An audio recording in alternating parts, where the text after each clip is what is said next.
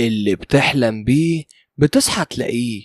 بتبدأ قصتنا في أحد المختبرات الطبية مع دكتور فلورنس اللي بتقول إن الكائن غابريال بيصبح أكتر شر مع مرور الأيام، وإنه عنده القدرة للسيطرة على أي شيء بيشتغل بالكهرباء، ولو قوته زادت بالمعدل ده هيكون من الصعب السيطرة عليه. وبيقطع كلامها الممرض اللي بيقول لها انهم مش عارفين يسيطروا على غابريال، وانه هرب منهم ودخل غرفة السجلات، وفرد الامن بيفتح الباب علشان يديله المخدر، لكن في لحظة بيكسر له دراعه، ودكتور فلورنس بتجري على البندقية وبتنجح انها تخدره.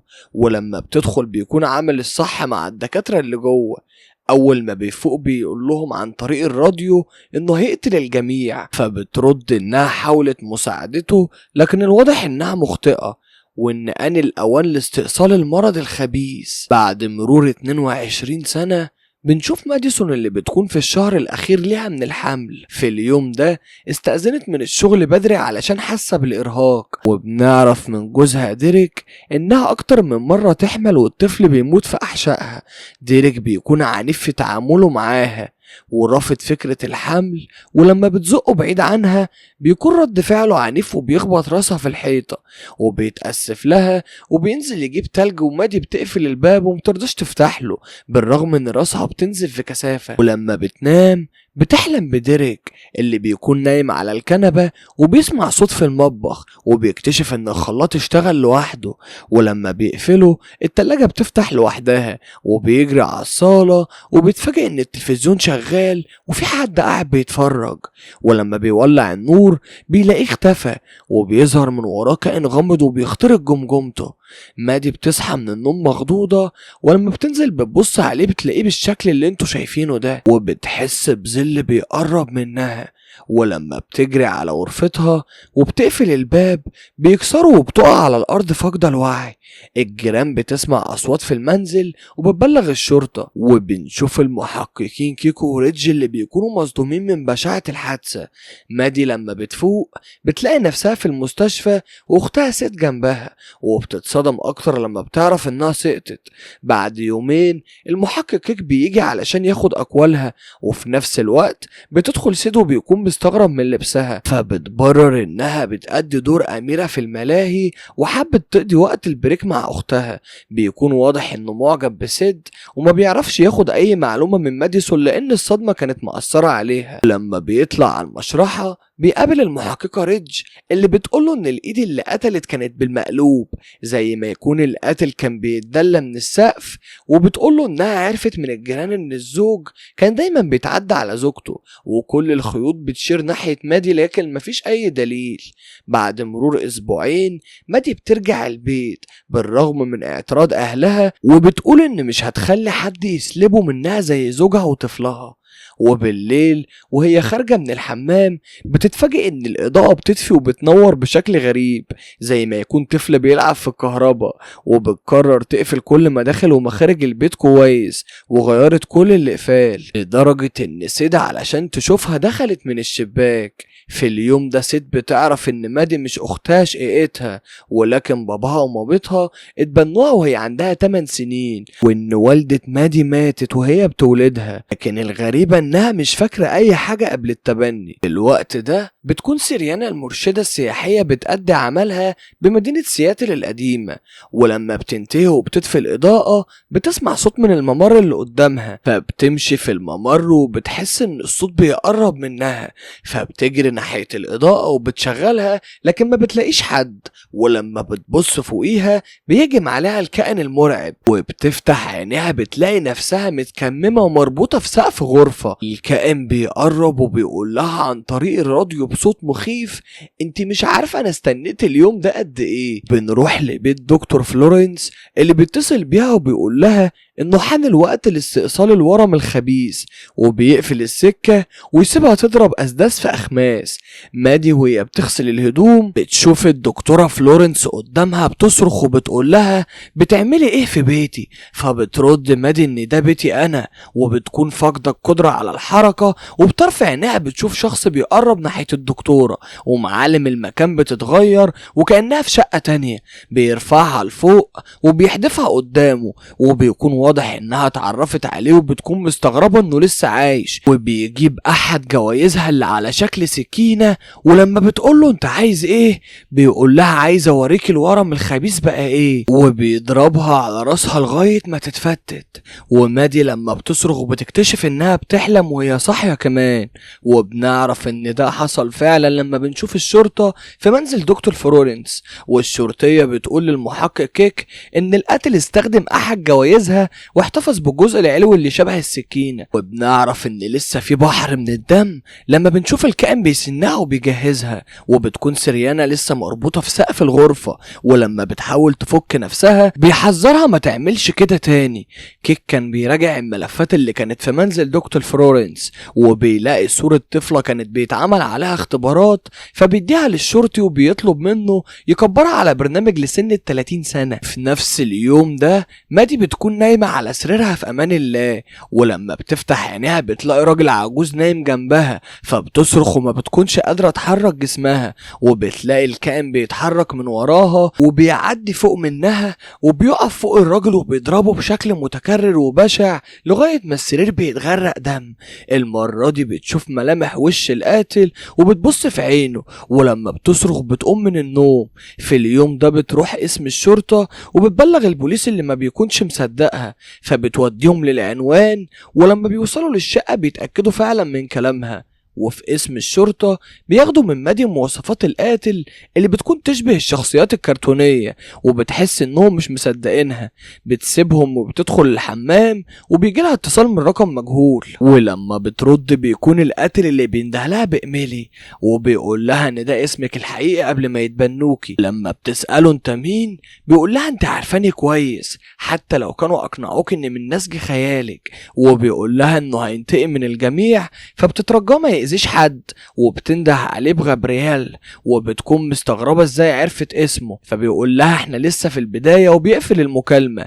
مادي بتاخد سيد وتمشي من غير ما تعرف الشرطة لانهم اكيد مش هيصدقوها. والمحقق كيك بيسأل الشرطي ان كان خلص الصورة، فبيقول له خلصتها وحطيتها على مكتبك، بس الواضح انك اتعرفت عليها. وبنكتشف ان مادي هي صاحبة الصورة.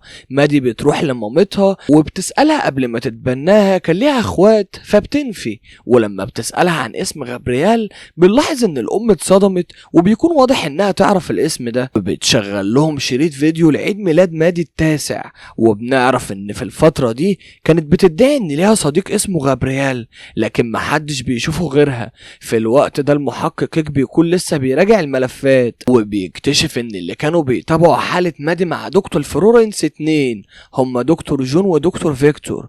وبما ان الاتنين الاولانيين اتقتلوا فبياخد عنوان التالت، وبيكون متأكد ان القاتل هيزوره.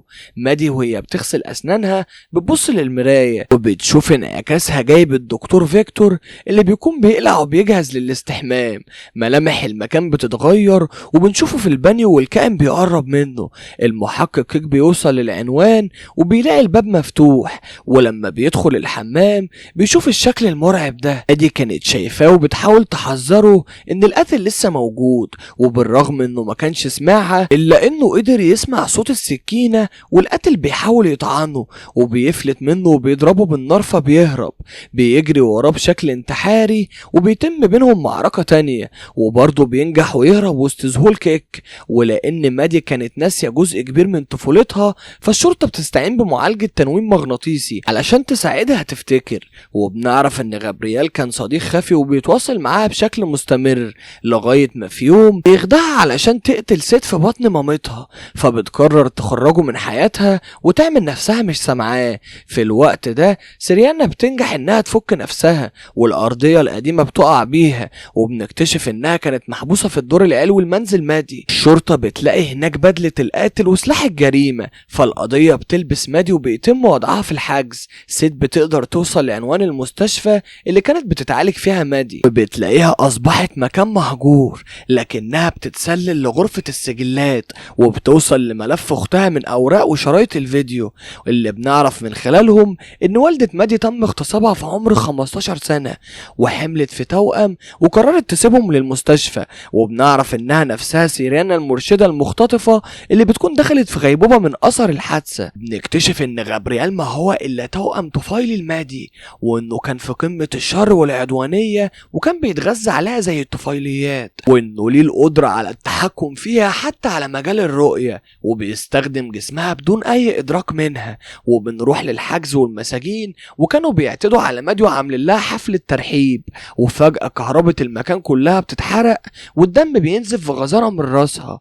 وبنرجع للدكتورة فلورنس اللي بتقول ان غابرييل ملتصق بمادي على مستوى الدماغ، علشان كده استأصلوا اللي قدروا عليه واحتفظوا بالباقي في الجمجمة. وبنشوف مادي اللي بتفتح راسها بايديها وبتخرج راس غابرييل والمساجين في قمة الذعر، بعدين بيقرب منهم وبيبتدي يقتلهم واحدة ورا التانية. ولما بيجي الشرطي وبيطلق عليه النار بيقتله وبياخد منه المفتاح الزنزانة. سيد بتتصل بالمحقق كيك وبتعرفه بكل حاجة، وبتقوله ان غابرييل كان في حالة ثبات واستيقظ لما ديريك خبط دماغ ميديسون في الحيطة. وكيك بيعرفها ان مامة مادي ما ماتتش وهي نفسها سيريانا المرشدة المحجوزة في المستشفى. وبنشوف غابرييل في غرفة الأحراز بعد ما عثر على السكينة بتاعته بيقطع النور عن الاسم وبيعمل مجزرة بيخلص فيها كل أفراد الأمن. وهو خارج بيقابل كيك وريدج فبيعمل معاهم الصح. كل ده ومادي فاكرة نفسها في الزنزانة. وبنروح لسيد اللي كانت في غرفة سيريانا والكهرباء بتقطع، ولما بتيجي بتلاقي غابرييل جنبها وبيقول لها كنت سايبك للآخر. في الوقت ده سيريانا بتفوق وبتطلب منه انه يسامحها وانه ما كانش المفروض تتخلى عنه ابدا لانه ابنها، لكنها كانت طفلة صغيرة وما تعرفش تتصرف. وبيظهر كيك اللي بيضربه بالرصاص وبيتفاجئ بالسكينة اللي رشقت في كتفه وبيقع على الارض. فبتمسك سيد المسدس وغابرييل بيقول لها ده جسم اختك، وهي بتحاول تتجاهله وتكلم مادي اللي حبسها جواه. فبيحدفها بالسرير اللي تقريبا وزنه طن وبيمسك المسدس وبيقربه منها، لكنها كانت لسه بتحاول تكلم مادي وبتقول لها ان هو اللي كان بيقتل اطفالها وهم في مرحلة النمو. وبنشوف مادي اللي تقريبا اتأثرت من كلام سيد والأول مرة بتقدر تحرك ايديها في وجوده. غابرييل بيضرب سيد بالنار وبيقرب على مامته اللي بتتأسف له وبيقطع نفسها لحد ما بتموت. بعدين بيلاقي ملامح المكان بتتغير وما بيكونش فاهم اي حاجة. وبتظهر مادي اللي بتقوله انها دلوقتي تقدر تمارس الخدع الذهنية اللي كان بيعملها واكتر. وبنكتشف انه لسه ما ضربش سيد بالنار ولا قتل سيريانا، وكل ده كان خدعة من مادي. ولما بيحاول يقرب منها ما بيقدرش، فبتقوله مش هتقدر تتحكم فيا تاني وانه من النهاردة هيعيش في عالم من صنعها. ولما بيقول لها مش هتقدري تحبسينا على طول بتقفل الباب عليه. بتقوله عارفة وساعتها هكون مستعدة. اما بتفوق بتتأسف لسيد وبتشيل السرير من عليها وبتقول لها طول حياتي كان نفسي يكون لي صلة دم بحد. في النهاية اتضح لي انك كنت قدامي طول الفترة دي، وسواء كانت بينا صلة دم او لا هتفضلي دايما اختي وهفضل احبك. وبكده يكون خلص فيلمنا النهاردة. وياريت لو عجبك الفيلم ما تنساش تنزل تعمل لايك وسبسكرايب للقناة، وده علشان نقدر نقدم لكم كل ما هو جديد وحصري.